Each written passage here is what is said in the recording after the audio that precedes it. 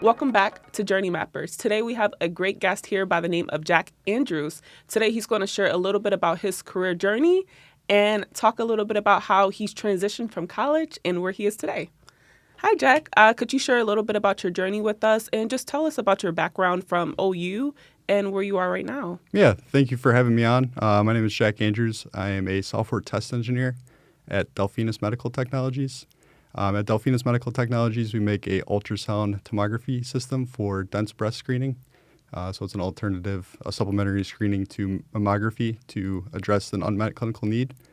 And since OU, transitioned through multiple internships, research experiences, did graduate school, had a 1.5-year internship through graduate school, and then from there was looking for full-time roles and ended up at Delphinus Medical Technologies and couldn't be happier. So.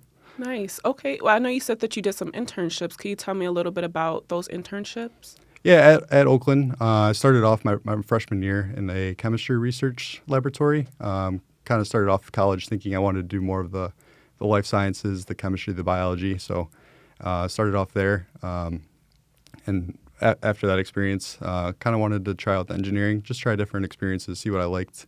And then I ended up in a research laboratory in the School of Engineering and Computer Science, and stayed with them through the rest of my experience at Oakland University. Really enjoyed that opportunity. It's more of like a computer science and signal processing role. And from there, kind of grew a passion for that. So kind of tailored my experiences after that towards computer science and software. But through Oakland as well, did some hospital internships, kind of get more of the hands-on experience. One was at Beaumont and now Corewell Health, and then one was in Indiana when I was working with the University of Notre Dame as well for a research opportunity, kind of similarly in computer science. And then in grad school, I worked for a medical device company on the software side. It was a software-only product. Through that 1.5 years, I was in graduate school. So nice. So just out of curiosity, what interested you in bioengineering in the first place? Yeah, I like the intersection of engineering and the medical field. Always had an interest in medicine, but kind of didn't see myself as a doctor, just more from the blood and gut side of things.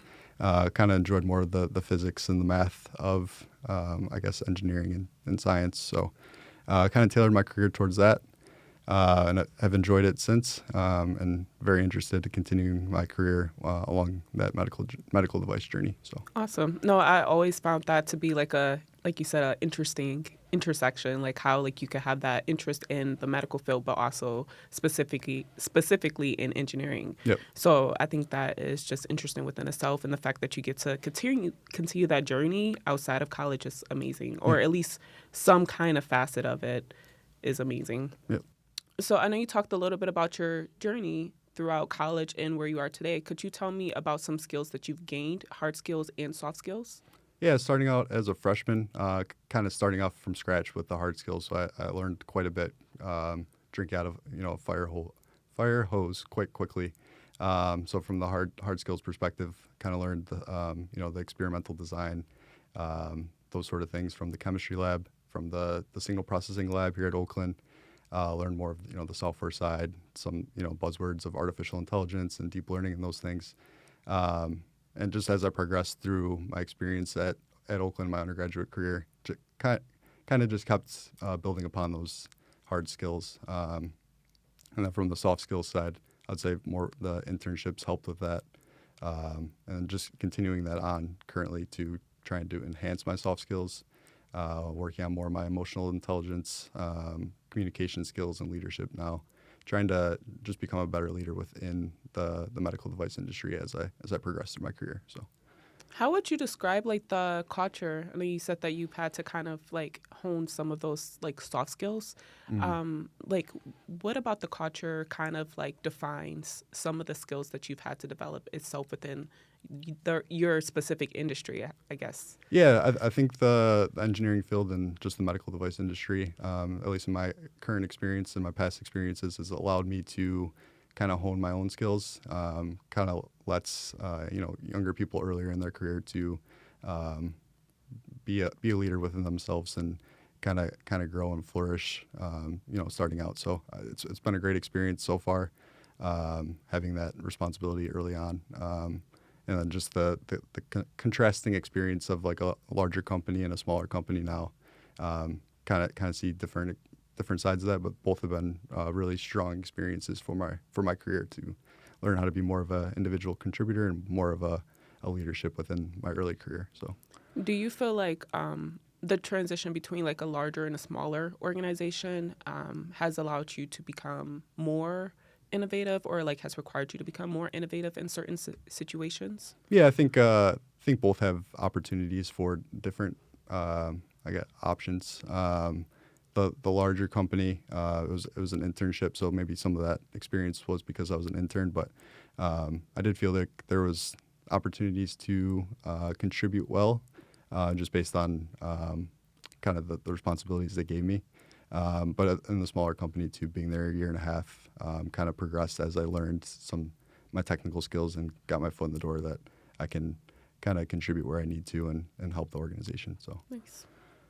I would just like to ask, because I know it's different, and I know you talked about like being in a space where like the culture might be slightly different, and so I just always am curious, just because some people that they probably might want like the more traditional like culture, right, for a job, versus others they might desire the more innovative, and so that's just always something that like I hear students kind of like talk about, like as far as like the cultures that they want to be a part of. So I just am curious to know. Yeah, I think there's pros and cons to both. The pros of being in a smaller company, you have maybe more voice, but pros and cons to both, and I've enjoyed the pros for both. So yeah, just I think it's a little bit of how you take advantage of it, and how you every day how you work towards being the best version of yourself within the culture of it. So for sure, I could say like being like the innovative space, I would imagine is more like there's that requirement to think outside of the box more often, right? And to kind of like be as creative as possible with solutions and think on your toes, right? Yeah. So I guess there's, like you said, a win-win, or it just whatever works best for that individual person. Yep. So my question to you would be like, what advice would you give to a student that is looking to go into your industry as well? And like, what would you say that they should do to prepare before doing so? Yeah. I think early on in my like undergraduate career, I think gaining a lot of experiences was very helpful for understanding what specifically I wanted to drive for. That doesn't mean when you're, starting off in your career, you can't pivot and make changes. But I think just those early experiences helped me to at least kind of get a centric focus.